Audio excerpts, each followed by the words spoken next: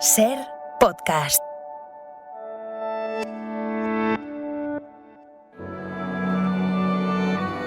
Bienvenidos a Sucedió una noche, un programa dedicado al mejor cine de todos los tiempos. I wanna hide from the sun, I wanna live in the dark, I wanna go to the movies. Nobody's waiting outside, but I feel alright, 'cause I'm here on my own. I can kiss Marion and Jane, I can sing in the rain, I can be Superman.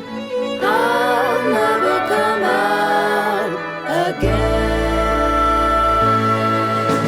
Las estrellas míticas, los grandes directores, las películas inolvidables. Dirige y presenta Antonio Martínez. Muy buenas y bienvenidos a Sucedió una noche. Tenemos los reproductores llenos de música, diálogos de películas, fragmentos de entrevistas y otros recursos para ofreceros una hora dedicada al cine clásico. En el programa de hoy vamos a recordar una de las mejores películas españolas de la historia, La Colmena, la adaptación al cine que Mario Camus hizo de la novela de Camilo José Cela. Y yo tenía mucho miedo.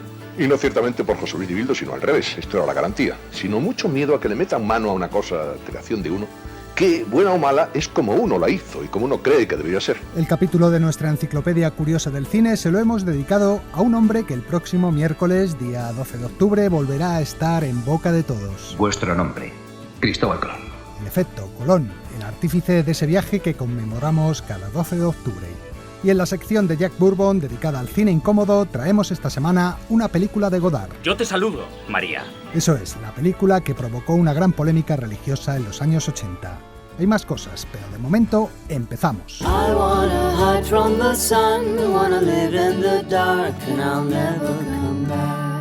El espectáculo está a punto de comenzar. Pero no se alarmen ustedes, no les cobraremos la entrada. Es que yo me pongo enferma con tanta españolada y con tanto trabuco, sombrero catite y patillas. Sucedió en el cine español. Perdone, ¿españolada dice? ¿Y qué se supone que debemos hacer en el cine español? ¿Alemanadas? Sí. ¿Hungaradas? ¿Americanadas? No, hombre, no, pero entiéndame. La historia de nuestro cine. Como os contábamos en el sumario, el próximo martes 11 de octubre se cumplen 40 años del estreno de La Colmena. ¿Os apetece que la recordemos?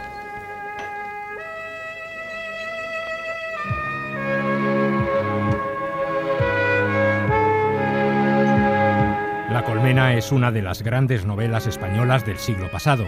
Camilo José Cela la escribió durante la segunda mitad de los años 40, pero no pudo editarse hasta 1951 y en Buenos Aires, ya que la censura la había prohibido en España.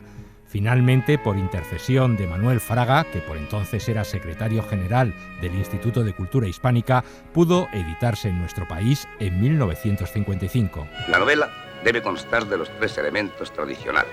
Son planteamiento, nudo y desenlace. Sin planteamiento, nudo y desenlace, no hay novela. Hay fraude y modernismo. Pues precisamente La Colmena no sigue esa estructura clásica. No hay un argumento preciso ni un héroe que tenga que resolver un conflicto, sino una serie de personajes que nos muestran algunas pinceladas de sus vidas a través de historias entrecruzadas. Camilo José Cela. No hay mensaje de ninguna clase. Es un reflejo de un momento histórico determinado, de un ámbito geográfico determinado. En este caso, Madrid, claro. Sí, el año 40 y tantos. El autor dibuja con ella un fresco de los primeros años de la posguerra española.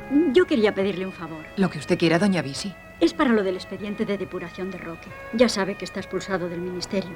Ha presentado el pliego de descargos y todo eso, pero no sé. Yo había pensado en su marido. Como es herido de guerra y excombatiente. Unos años llenos de oscurantismo y represión, de futuro incierto. Unos años llenos de hambre y miseria. Yo he pasado hambre con la monarquía, con la dictadura, con la república y ahora con el glorioso movimiento nacional. Ustedes sé que son muy jóvenes y no se han acostumbrado todavía. Paco Raval es un escritor que preside una tertulia de poetas en un café. José Luis López Vázquez sobrevive como puede a base de trapicheos y engaños. ¿Qué precio tiene? De momento no creo que haya en España de este último modelo de pluma Parker arriba de 4 o 5. Piense que la han traído en el Clipper Nueva York-Lisboa, en el vuelo de la semana pasada. Y permítame que no le cuente cómo llegó a mis manos, pero he dado mi palabra de guardar secreto. Es un asunto de valija diplomática. Ana Belén intenta conseguir dinero como sea para pagar el tratamiento de su novio Tísico, Imanol Arias. ¿Tú eres la que necesitabas dinero? Sí, señor. ¿Quieres mucho a tu novio? Sí, señor, mucho. ¿Harías cualquier cosa? Usted dirá. Depende. Sácate las tetitas. Y Emilio Gutiérrez Cava y Victoria Abril son una pareja de novios que busca un lugar donde consumar su relación. ¿Por qué no quieres venir a esa casa? Es un sitio muy tranquilo y doña Celia es una señora muy discreta y decente. Hombre, tan decente no será si recibe parejas. Y así hasta una cincuentena de personajes que no parecen tener otro objetivo en la vida que sobrevivir día a día. Dios proveerá. Y eso se lo dice un agnóstico.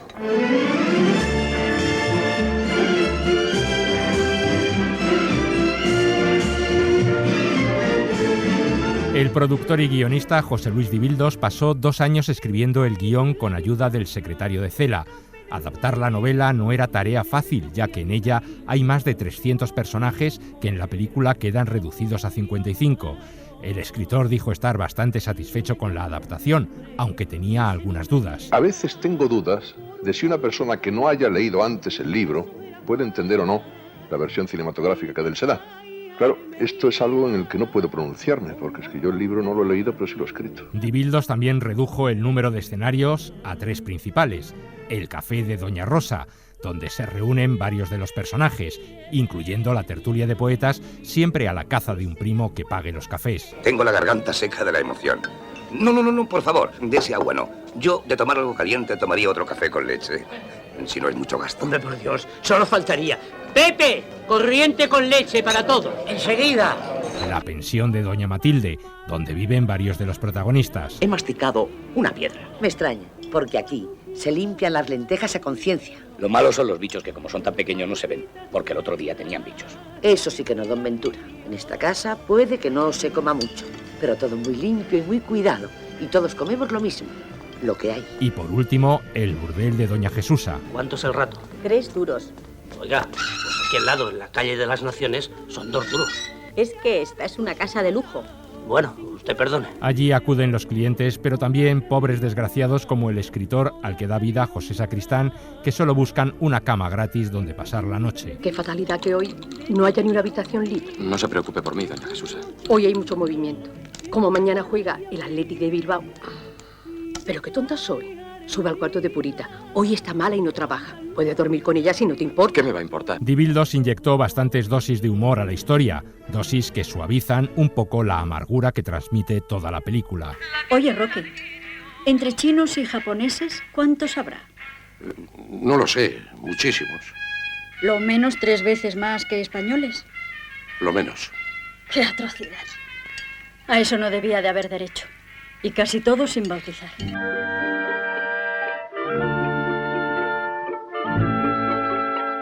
El productor encargó la dirección de la película a Mario Camus, un realizador que ya había demostrado su buena mano para las adaptaciones literarias con películas basadas en obras de Calderón de la Barca, Ignacio Aldecoa o La Fortunata y Jacinta de Galdós, que rodó para televisión. El director consiguió reunir para la película el que algunos han calificado como el mejor y más completo reparto de la historia de nuestro cine. Por La Colmena desfilan los mejores actores españoles de aquellos años: Paco Raval, José Sacristán, Charo López, José Luis López Vázquez, Ana Belén, Victoria Abril, Saza, Agustín González, María Luisa Ponte, José Bódalo, Antonio Resines, Concha Velasco, y así podíamos seguir un rato, ya que la lista es interminable. Mario Camus. Bueno, hay una frase de Forno que siempre la repito porque es la frase maestra. Para trabajar bien con los actores, fundamentalmente lo que hay que hacer es elegirles bien, ¿no? Una vez que los eliges bien, después ya es un problema de convivencia, de hablar, y a tratar sobre todo de rodearles de un ambiente agradable, donde ellos se puedan manifestar como quieren y dan como puedan dar el máximo, ¿no? Que todos los actores fueran de primera línea era necesario, ya que al ser tantos los personajes que intervienen en la película, el espectador los identifica rápidamente y la trama no se convierte de esta forma en una maraña de personajes confundibles. Todos los intérpretes aceptaron de buena gana la premisa de que se trataba de una película coral donde ninguno iba a destacar más que otro. Lo explicaba otra de las protagonistas, la actriz Mari Carrillo. Es un personaje casi un flash de personaje corto, como casi todos. Quizá el gran protagonista de esta película será lo que se cuenta, la historia la novela. También hay algunos cameos muy divertidos. El político Senillosa da vida a un tertuliano, el dibujante Antonio Mingote a un señor que se encuentra a un vecino en el prostíbulo. Pase usted primero, don Cosme. Usted estaba antes. De verdad se lo digo, yo no tengo ninguna prisa. Además, a usted le esperan en casa. Eso sí es verdad. Bueno, pues muchas gracias. Y el propio Camilo José Cela interpreta a un personaje que no aparecía en la novela, pero que está extraído de un cuento del escritor. Yo soy un inventor de palabras, un creador del lenguaje, con lo cual contribuyo a enriquecer el léxico patrio. Por favor, Matías, dile usted la última, don Ibrahim. Bizcotur, dícese del que sobre ser bisojo y mal encarado, mira con aviesa intención. Puede también usarse como sustantivo. Se la regalo. Es un personajito de nada, hombre. Vamos, muy mal actor tendría que ser si para decir 4 palabras seguidas hubiera habido que repetir muchas tomas. Lo mejor hubiera sido que me mandasen a recaos, ¿no?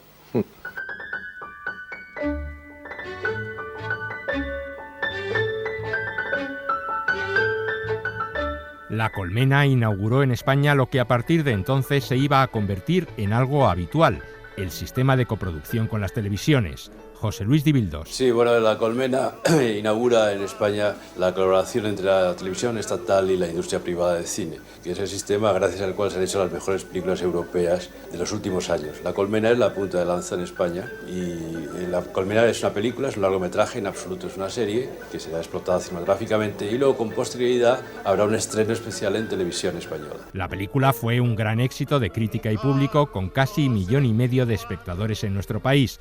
Además ganó el Oso de Oro al mejor film en el Festival de Cine de Berlín, donde el clamor del público que asistió a su proyección hizo que el jurado rectificara el palmarés, que ya tenía decidido para premiar a la película española. Mario Camus. El público es igual en todas partes, ¿no? Y en el caso de La Colmena se narraba la historia de unas personas en una posguerra, ¿no? Bueno, cuando fuimos a Alemania, ellos también han tenido una posguerra, es decir, que todo eso se puede entender. Siempre las personas hablan diferentes idiomas, pero siempre son lo mismo, ¿no? Y tienen las mismas pasiones, los mismos amores, los mismos sentimientos, es decir, no varía mucho, ¿no? Es otro idioma, pero no varía mucho. 40 años después de su estreno, la película no ha perdido ni un ápice de sus valores, ni como obra artística e interpretativa, ni como reflejo de aquel periodo de la historia de nuestro país. Un periodo que en estos tiempos de crisis es conveniente revisar de vez en cuando porque nos demuestra algo que a veces olvidamos, que las personas somos capaces siempre de adaptarnos y de sobrevivir en las situaciones más difíciles. Y todo a media luz, crepúsculo interior, que suave terciopelo, la media luz de amor. Dejamos La Colmena y ahora os toca a vosotros adivinar cuáles son las películas misteriosas de nuestro juego semanal. ¿Jennifer Bills? ¿Es usted Jennifer Bills? Sí. ¿La de Flashdance? Sí. ¿Quién es usted? Porque yo siempre he querido poder bailar. Pero, por ejemplo, si hubiera vivido en Emilia-Romagna, donde hay centros para tercera edad, hospitales que funcionan, infraestructuras, servicios, escuelas de baile, tango, merengue, cha-cha-cha, mambo, ahora cuando voy a oír música, podría bailar y no solo ver bailar. Eran las 5 de la mañana, un seminarista, un obrero, con mis papeles de solvencia, que no le dan para ser sincero. Eran las 7 de la mañana, uno por una matadero, porque cada cual tiene su precio, buscando visa para un sueño. Dicen que el extintor que usted le dio a Ken estaba lleno de gasolina, que usted lo mató. Pero es que están locos, ¿por qué iba a hacer una cosa así? ¿Quién era mi mejor amigo? Ya han hablado con Fay, que le pregunten a él qué pasó. Dicen que no hay nadie con ese nombre trabajando en la fábrica. Pero yo le vi 2 veces.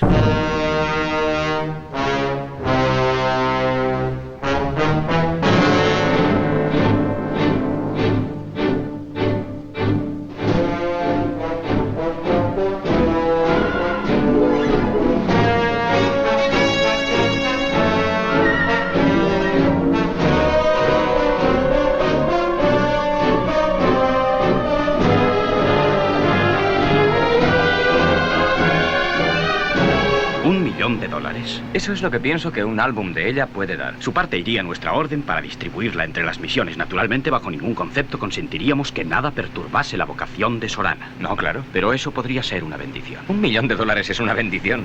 Dominica, Nica, Nica, I will tell of Dominique, his goodness to acclaim. And I pray the song I sing will some simple pleasure bring, that the world shall know his name. I will tell of Dominique as I sing this little song, and when I sing the chorus, all the world will sing along. Dominica, Nica, Nica, it was good Saint Dominique, he lived for you and me. From the labors long ago came a better world I know, and his love shall always be. Bueno, pues ahora van las soluciones. Empezábamos con Nanni Moretti encontrándose por las calles de Roma a Jennifer Beals en su película Caro Diario. Y tras el diálogo sonaba Juan Luis Guerra con su Visa para un sueño, la canción que Nanni Moretti veía bailar a un grupo de gente en una fiesta callejera e incluso se atrevía a hacer los coros junto a la banda que la interpretaba. La segunda película era Sabotaje, de Alfred Hitchcock, y en el diálogo escuchábamos como Robert Cumming era acusado falsamente de sabotaje en una fábrica de armamento. La música del film era obra de Frank Skinner.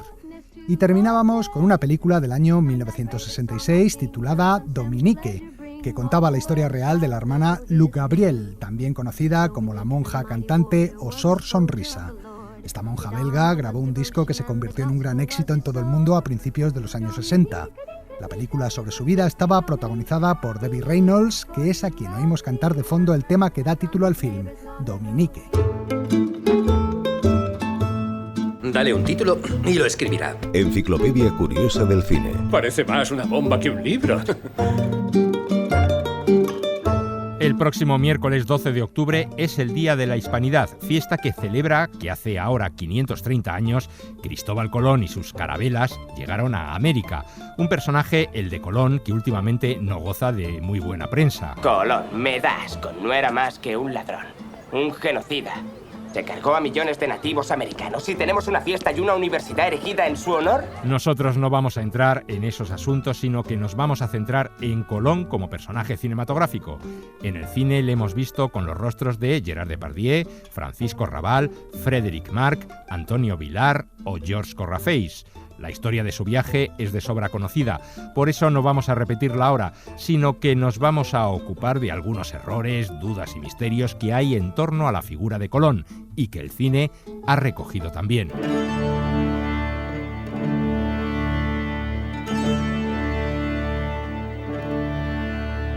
¿Dónde nació realmente Colón? A los españoles nos gustaría que fueran ciertas algunas teorías sobre su origen gallego, catalán o extremeño, pero todo apunta a que Colón era extranjero. A un hombre a quien los reyes confían sus naves y sus banderas, ¿llamáis extranjero? Pues sí, sentimos decirlo, y hay documentos y pruebas de sobra que apuntan a su nacimiento como genovés, indicando con ello no la ciudad de Génova, sino la comarca de origen. Mi padre desciende del senador Galeotto di Mari, quien fundó el Banco de Génova. El propio Colón disfrutaba permitiendo interpretaciones pintorescas sobre su origen, ya que nunca indicó con claridad dónde había nacido, ni se sintió hijo de ninguna patria. Soy extraño en Castilla y no sé nada de estas tierras. Pero sabéis surgir en el momento oportuno.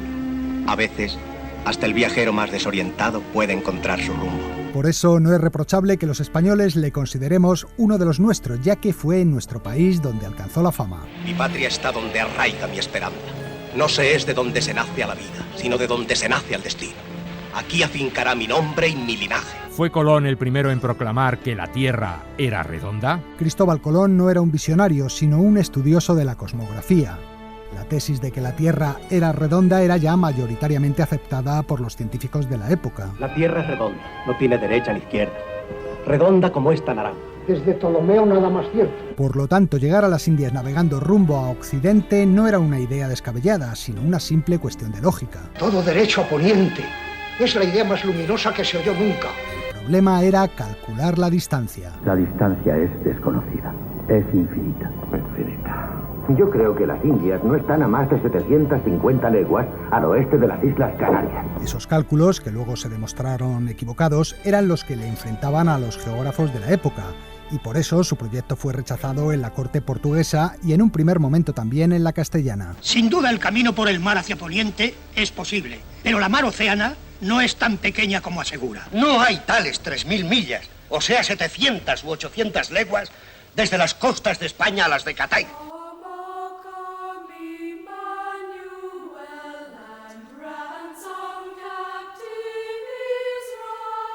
¿Cuáles fueron los motivos reales del viaje? Queréis llevar el Evangelio a todo Oriente, para hacer lo que nuestro Señor encomendó a sus apóstoles. Id al mundo entero y pregonad mi palabra. Se ha hablado de la evangelización o del afán de conquista de los reyes católicos. Conmigo Castilla se extenderá más allá de los mares y será fuerte y poderosa. ¿Quién sabe si la reina acierta cuando ve en vuestra idea la gran ocasión que nos reserva el destino? Pero muy al contrario de lo que nos han hecho creer en el cine, la ambición por conseguir riquezas y tratos favorables de comercio fueron las principales razones del viaje. ¿Por qué queréis navegar hacia Occidente? Para abrir una nueva ruta hacia Asia. Asia es el reino más rico, la tierra de las especias y el oro. La gloria de la conquista y la evangelización eran cuestiones que quedaban muy en segundo lugar frente al brillo del oro, como lo prueba, por ejemplo, que entre los 90 hombres que acompañaron a Colón no hubiera ni un solo clérigo ni un solo soldado, y sí, en cambio, un oficial real para controlar los ingresos correspondientes a la corona. Rodrigo Sánchez. Del Tesoro, para comprobar el oro con que comerciamos. Otro mito falso en la financiación del viaje se refiere a la reina Isabel. Beatriz, aderezad las joyas de mi recámara y que sobre ellas se busquen prestados los dineros para fletar las naves. La reina nunca empeñó sus joyas para pagar el primer viaje, más que nada porque para entonces ya las tenía empeñadas. La corona es pobre. Hasta la reina hubo de empeñarnos parte de sus joyas para proseguir la campaña. Lo había hecho para financiar la conquista de Granada.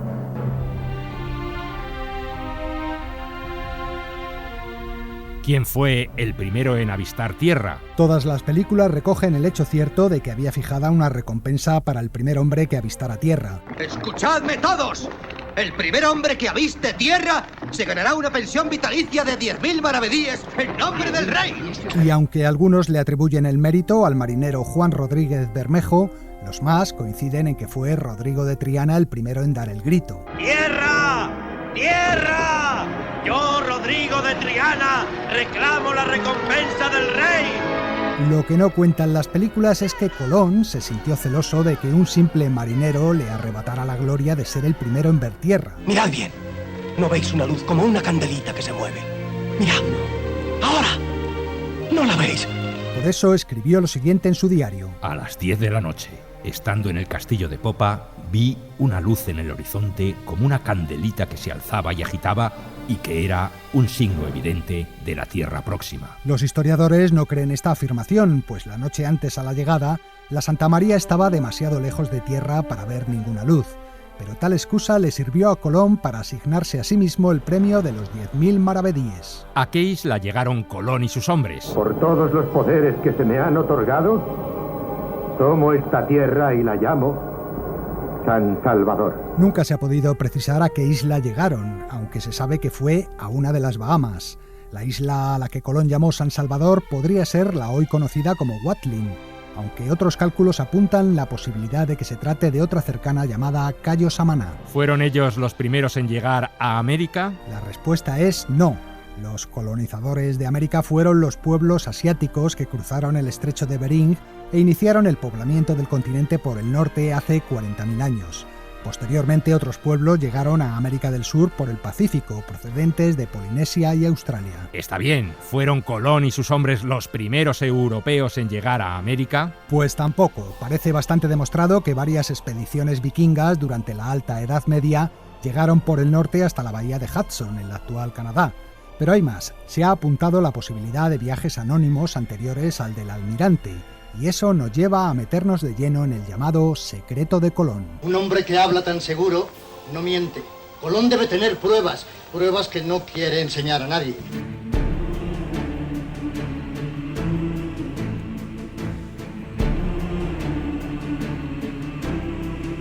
Un personaje clave en la gestación del viaje fue Fray Juan Pérez, monje del monasterio de la Rábida y antiguo confesor de la reina Isabel.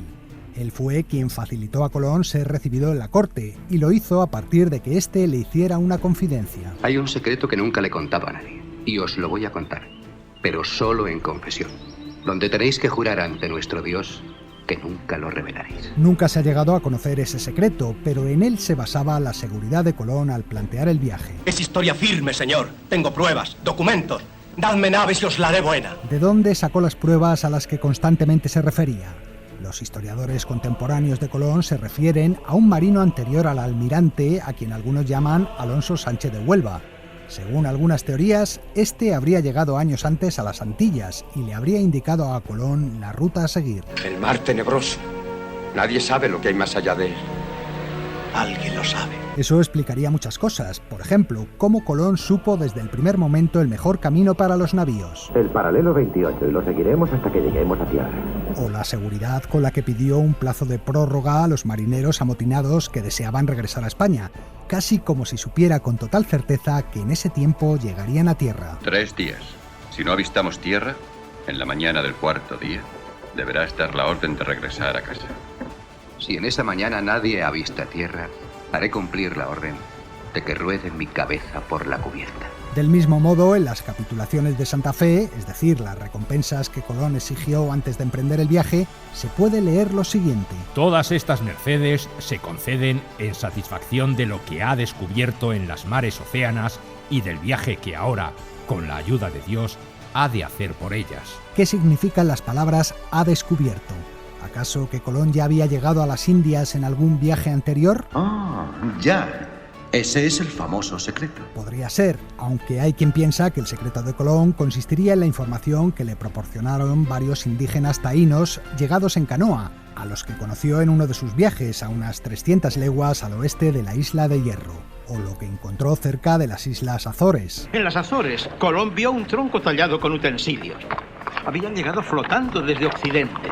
O tal vez quizá supo de la ruta a través del relato de algún náufrago. El mar me llevaba hacia poniente, después de navegar muchas leguas. He visto pájaros, hierbas. He barruntado como un olor a tierra por aquella parte del Golfo. Sobre mi balsa, los sueños de la calentura me han hecho entrever islas de oro. Algo hay detrás del océano, y aquel que no yerre el camino lo encontrará. Y ese mérito corresponde por entero a Colón. Conociera o no la ruta previamente, fuera genovés, portugués o español, divisara él o no el primero tierra, Cristóbal Colón fue sin duda el gran artífice de uno de los episodios más trascendentes de la historia de la humanidad. En tiempos venideros se hablará del valor de los primeros hombres que cruzaron este océano y regresaron. Y entonces vosotros podréis decir a todo el mundo: yo estuve en la Pinta, yo estuve en la Niña y en la Santa María.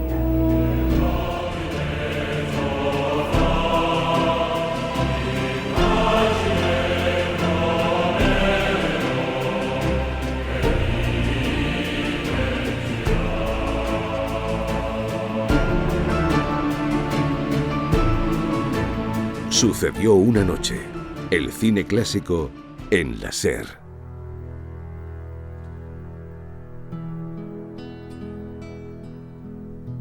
Sigh no more, ladies. Sigh no more. Men were deceivers ever. 1 foot in sea and 1 on shore. To one thing, constant never. Then sigh not so, but let them go. And be you blithe and bonny, converting all your sounds of woe into hey, nonny, nonny. Aquí tenemos a Emma Thompson recitando el conocido Sigh No More, Ladies, de William Shakespeare. Pertenece a la banda sonora de Mucho ruido y pocas nueces, la adaptación al cine de la obra del dramaturgo inglés que Kenneth Branagh dirigió en 1993, con Emma Thompson, Denzel Washington y él mismo de protagonistas. Pero vamos con más cosas. Es el turno de Helio Castro y de su invitado en el cine de su vida. Si ese avión despega y tú no estás a su lado, te arrepentirás. Tal vez no hoy ni mañana, pero sí muy pronto y para el resto de tu vida. El cine de su vida. Es de Casablanca. Toda mi vida he estado esperando decirlo.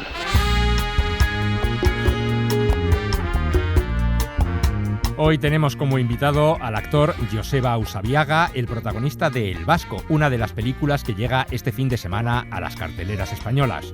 El Vasco está dirigida por Xavi Elortegui y cuenta la historia de un joven de Bermeo, papel que interpreta Joseba Usabiaga, que viaja por motivos laborales a un pueblo de la Patagonia argentina en donde tiene algunos lejanos parientes. Joseba Usabiaga ha desarrollado gran parte de su carrera en el País Vasco y le recordamos en películas como Andía, él era el hermano del gigante, El silencio de la ciudad blanca y en series de televisión como El internado. Y esto es lo que nos ha contado de su vida y carrera.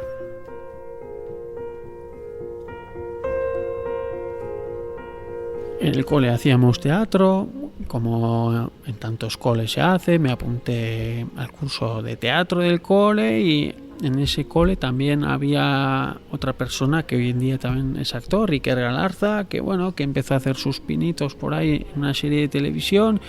Me convenció para ir a un casting, para hacer otra prueba en esa serie de televisión y nada, poco a poco empecé a meter el morro con 18 años. ¿Nunca quisiste ser actor? No. Y bueno, nunca es tarde para intentar una nueva ocasión, ¿eh? Y golpes de suerte, porque yo mientras seguía estudiando mi carrera de económicas que estudié en la universidad entre los 18 y los 22, pero también seguía yendo a los rodajes, aprendiendo cositas y ahora tengo 40 años y sigo en esto. Pintxo, gure txakurra data. Pintxo, bere izena du. Txuri beltza data. Ez du kozka egiten, begi bat ixten du jolastu nahi badu. Qué lindo. ¿Y qué es? Es una canción de amor, de un niño a su perro.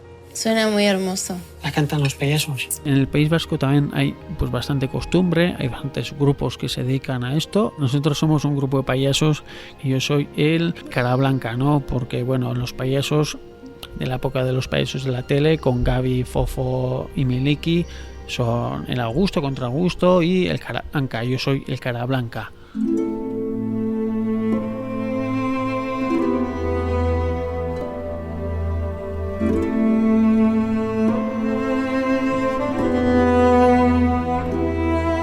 Yo en el País Vasco sí era conocido anteriormente porque había salido una serie bastante conocida en el País Vasco, había hecho mucho teatro para adultos, para niños y fuera del País Vasco fue mi primer trabajo grande que tuvo más proyección de lo que yo pensaba al principio y si soy respetado fuera del País Vasco es gracias al trabajo de Andía. El señor que está hablando con padre es José Antonio Archadun, es promotor de espectáculos. ¿Y qué hace aquí? Le está diciendo que ganaremos mucho dinero si te mostramos ante la gente. ¿Si me mostráis?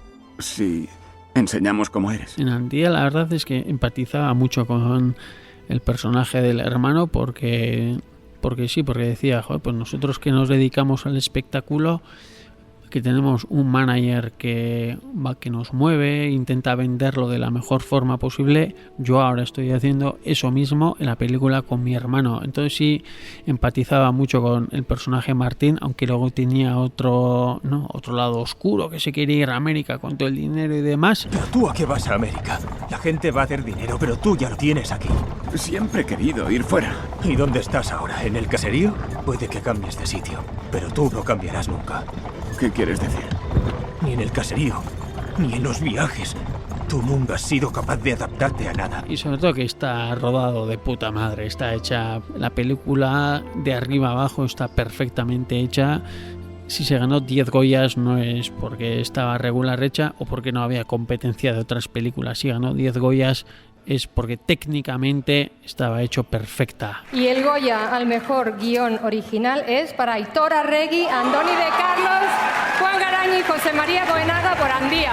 La única pena que no ganó a mejor película, y sabes las contradicciones, no tienes 10 Goyas, has hecho una película técnicamente perfecta, incluso el actor también ha ganado el Goya, está bien dirigida y no gana la película. Esa fue la única pena que me quedó a mí y a todos, pero sí, de una historia que parecía un poco chiquitita, local, de una historia del País Vasco, de un pueblo del País Vasco, de un gigante de un pueblo del País Vasco, luego resulta que es una historia universal y que lo pueden ver en todas las partes del mundo.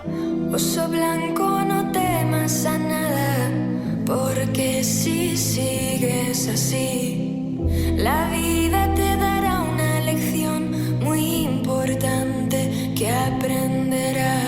si siento ese arraigo a mis raíces pues tan grandes como los puede sentir Mikel, ¿no? Porque no sé si aquí en Madrid, pero los vascos somos muy de casa, ¿no?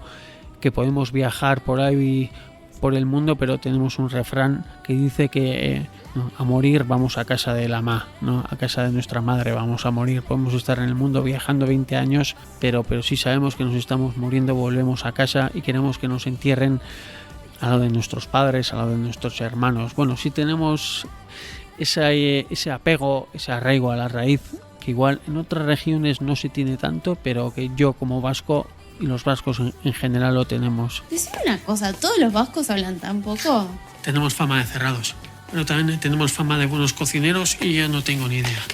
Soy la vergüenza de Euskadi. En el País Vasco no nos suelen sentar mal que se rían de los tópicos. Nunca nos ha sentado mal.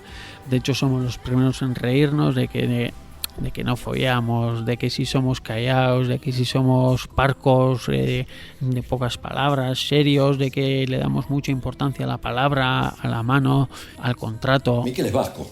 Como todos acá. No, pero este es vasco, re vasco. Incluso hoy en día se puede reír de política. En su día, desafortunadamente, no podíamos hacer chistes sobre política, pero bueno, ya llevamos 15, 20 años en los que podemos bromear incluso de política. Antes era tabú hablar de política en el País Vasco y no se podía bromear. Incluso ya de la época de Vaya Semanita, bueno, se empezó a bromear de eso y ya se ha normalizado absolutamente todos los tópicos de los vascos, que somos los primeros en reírnos. Contame algo del País Vasco, que acá todo el mundo se llena la boca hablando, pero nadie fue nunca. ¿Qué quieres que te diga? Cualquier cosa. Llueve mucho. Bueno, pero eso no es malo, ¿no? Digo, por eso es tan verde, tan lindo. Supongo. Yo tengo la suerte de que trabajo en el País Vasco durante todo el año y luego tengo la suerte también de que en el País Vasco la gente hace cine, hace televisión, hace teatro en euskera y afortunadamente los directores me llaman y siguen confiando en mí. Y fuera del País Vasco la verdad es que muevo el culo menos de lo que debería, porque no busco proyectos fuera del País Vasco. Se me haría duro, no lo descarto, se me haría duro venir a Madrid a trabajar durante 2 meses o 3 meses y esta vorágine, este ritmo de vida de Madrid, se me haría duro, pero bueno, a gusto vendría.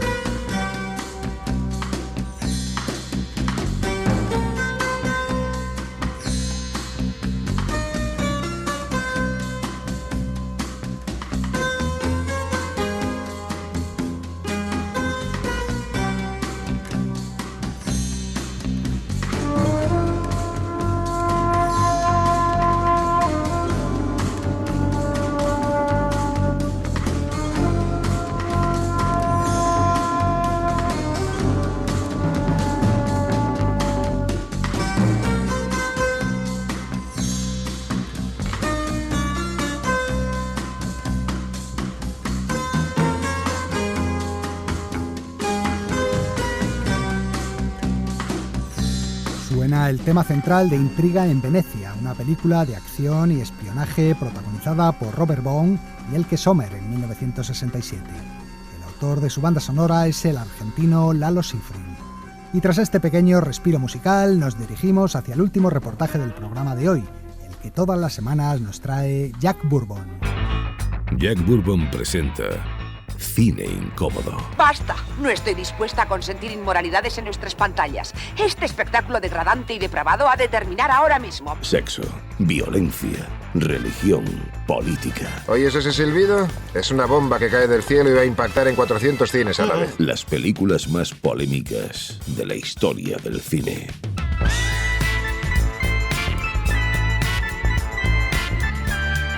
¿Qué tal, amigos? Ya lo dice la careta de esta sección. Las razones que pueden hacer que una película sea incómoda para algunos espectadores son variadas. A veces es por su contenido sexual o violento, otras por cuestiones políticas, de homofobia o racismo. Incluso puede ser por tratarse de una película repugnante o irreverente. Pero hay un asunto que es quizá el que más enerva a cierto tipo de público, y es la polémica religiosa. Cuando alguien se siente atacado en sus creencias por una película, el escándalo está servido con total seguridad. Por esta sección van a pasar varias películas que molestaron a creyentes de diferentes religiones y hoy os traigo una de ellas. Yo te saludo, María, una película dirigida en 1985 por el recientemente fallecido Jean-Luc Godard. Yo, que ya cuento con unos pocos añitos, recuerdo haber ido a verla en Madrid a las pocas semanas de su estreno y encontrarme a las puertas del cine con un grupo de señoras rezando el rosario y un cura provisto de un megáfono que prácticamente me anunció a voces mi condenación eterna si me atrevía a entrar en la sala.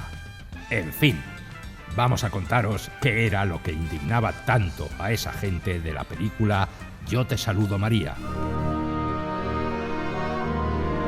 À Cannes, au festival, la réalité c'est du cinéma. Aujourd'hui, le metteur en scène Jean-Luc Godard a reçu en effet une tarte à la crème en pleine figure de la part de... Los informativos de Antenne 2 daban la noticia. Jean-Luc Godard, el famoso director francés, había recibido un tartazo en plena cara durante la celebración del Festival de Cannes. El pastel se lo había estampado en el rostro un ciudadano ofendido por su película Yo te saludo, María, estrenada unos meses antes. En ese mismo informativo, el director se mostraba resignado ante lo ocurrido. Digamos que esto es así. Ahí está la prensa y los medios que crean toda esta polémica prefabricada que luego tiene estas consecuencias. La verdad es que asusta un poco y eres consciente de que hay lugares y situaciones en donde tienes que tener cuidado. La película se había estrenado en enero sin que generase muchos problemas en París, pero en Versalles grupos de integristas católicos provocaron tantos incidentes que la policía tuvo que intervenir. El alcalde prohibió la película en su municipio y el caso llegó a los tribunales. Una obra de creación debe beneficiarse del derecho a la libertad de expresión sin otras restricciones que las impuestas y delimitadas por la ley. Es decir, cuando una obra constituye una apología del crimen o delitos sancionados por la ley penal. Y en la película de Jean-Luc Godard no se da ninguno de estos supuestos. El juez decidió que no había motivo alguno para que Yo te saludo, María no se proyectara y se negó también a censurar algunas secuencias como solicitaban los grupos integristas. Reconocía que en la película había escenas que podían provocar algún tipo de rechazo, pero no lo bastante graves para prohibir la película, por lo que se debía defender el derecho a la creación artística y a la libertad de expresión.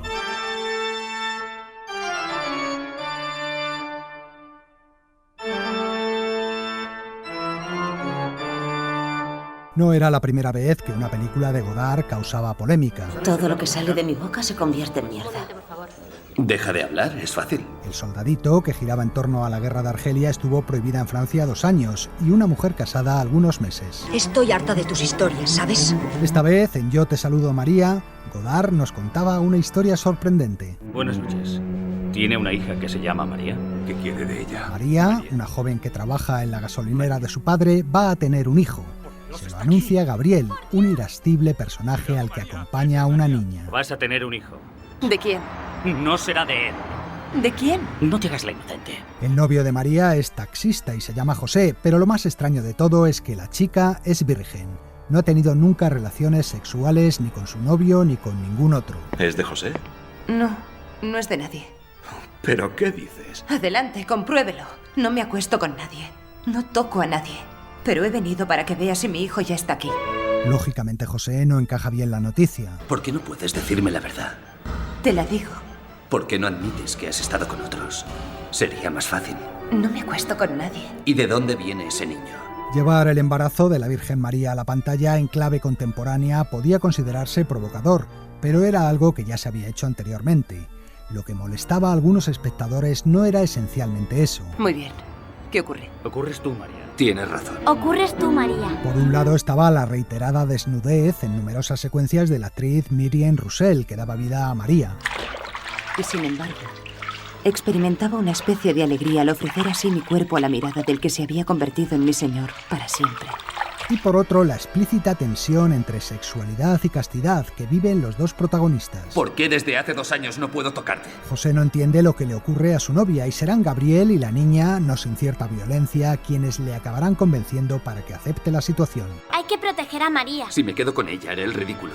Si ni te miras. Si ese niño es hijo de otro. Nosotros no somos otro. No lo entiendo. Hay que tener confianza. Confianza. No me queda.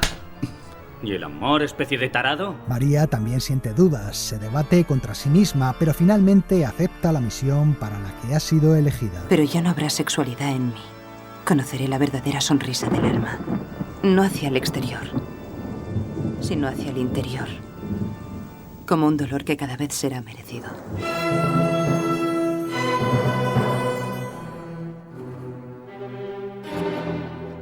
Como casi siempre ocurría con el cine de Godard, en Francia la crítica se dividió de forma radical. Curiosamente, la más progresista fue quien atacó con más dureza a la película. El diario Libération decía, por ejemplo: no hay personaje, no hay historia, no hay película, no hay nada. Más bien un agujero negro o un gran vacío. Por el contrario, algunos sectores conservadores y católicos afirmaban que Yo te saludo, María era una película llena de pureza y una obra de profunda inspiración cristiana. La mano de Dios está sobre mí, no puedes impedirlo.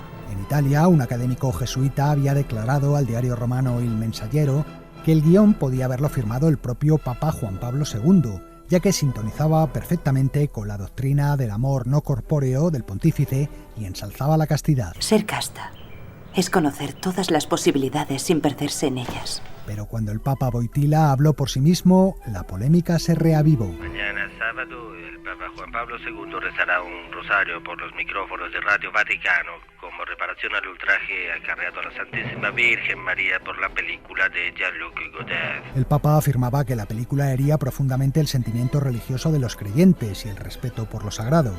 Inmediatamente, un juez de instrucción de la región de las Marcas ordenó el secuestro del film en su territorio.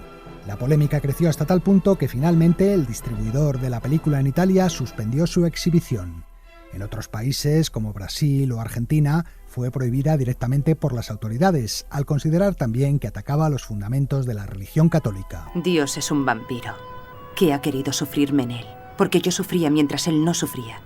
Y él se aprovechaba de mi dolor. Según explicaría Godard, el dogma religioso de la Virgen María no era lo que realmente le interesaba a la hora de hacer la película. Lo que él quería provocar con Yo te saludo, María era una reflexión sobre la espiritualidad contemporánea. Creo que el espíritu actúa sobre el cuerpo. Lo transfigura. Lo cubre con un velo que lo hace parecer más bello de lo que es. Por tanto, ¿qué es la carne por sí misma? El director francés ponía el énfasis en lo material dentro de lo espiritual, en un intento de reconciliar cuerpo y alma. Quiero que el alma sea cuerpo. Y no se podrá decir que el cuerpo es alma, puesto que el alma es la que será cuerpo.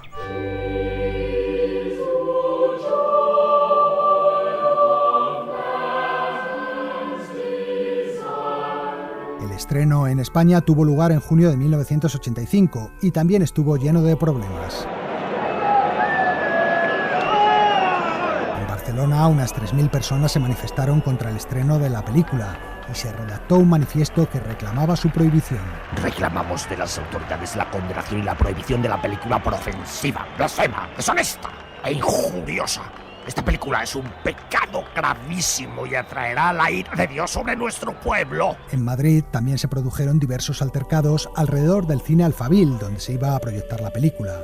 El día del estreno, 1 millar de personas se manifestaron ante sus puertas. Entre ellos estaba Blas Piñar, el fundador del grupo ultraderechista Fuerza Nueva.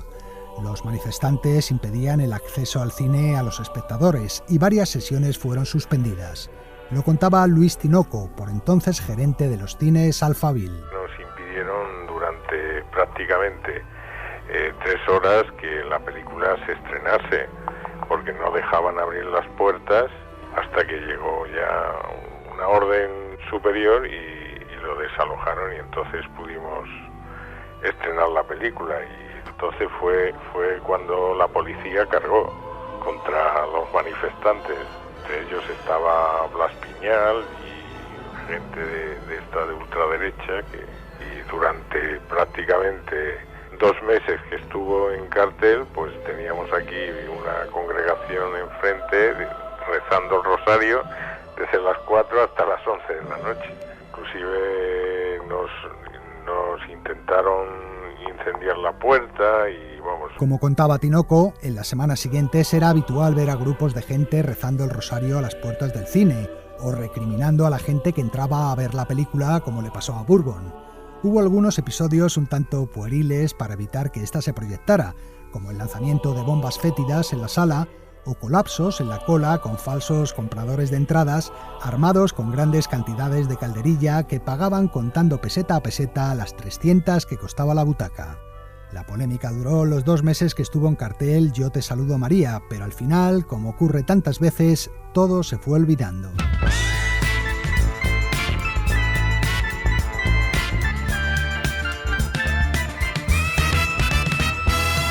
Hoy en día muy pocos encuentran en Yo te saludo María motivos para escandalizarse. Mi problema con ella no es religioso. Más bien estoy de acuerdo con ese crítico de Liberación que oíamos antes, ya que me parece un plomo de película llena de frases pretenciosas y situaciones absurdas. Mucho más interesante que la propia película es el cortometraje que se exhibe siempre previamente a Yo te saludo María, ya que esta solo dura 70 minutos. Se titula El libro de María y es una especie de prólogo al film de Godard. Trata sobre una niña preocupada por la separación de sus padres. Lo dirigió Anne-Marie Mieville, pareja sentimental del director francés. Y como os digo, es mucho mejor que la historia que nos cuenta Godard, que en el fondo es bastante simple. Yo soy la Virgen, aunque no quise serlo. He revelado el alma que me ha sido dada. Eso es todo. En fin, amigos, hasta la semana que viene. Continuará. Termina el programa de hoy, esperamos que os haya resultado interesante y entretenido. Nosotros volvemos la semana que viene a la misma hora y en el mismo lugar, o si no, cuando vosotros queráis en los podcasts de cadenaser.com, Podium Podcast o en plataformas como iVoox, iTunes, Spotify y otras. Nos vamos a despedir con la cantautora tejana Michelle Schock versionando el famoso Dame un silbidito de la película Pinocho. Y nada más, saludos de Leo Castro y Antonio Martínez y hasta la próxima. When you get in trouble and you don't know right from wrong, give a little whistle, give a little whistle. When you meet temptation and the urge is very strong, give a little whistle, give a little whistle. Not just a little squeak, pucker up and blow. And if your whistle's weak, yell Jiminy Cricket. Take the straight and narrow path, and if you start to slide, give a little whistle, give a little whistle. And always let your conscience be your guide.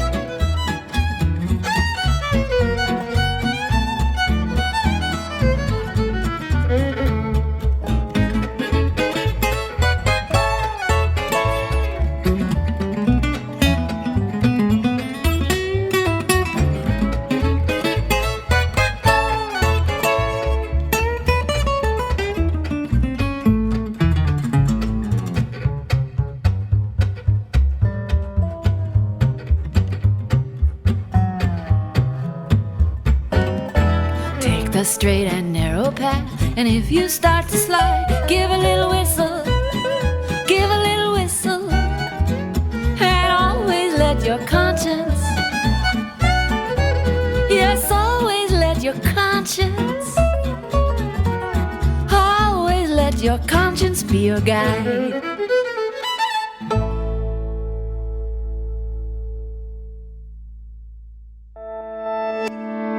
Cadena SER.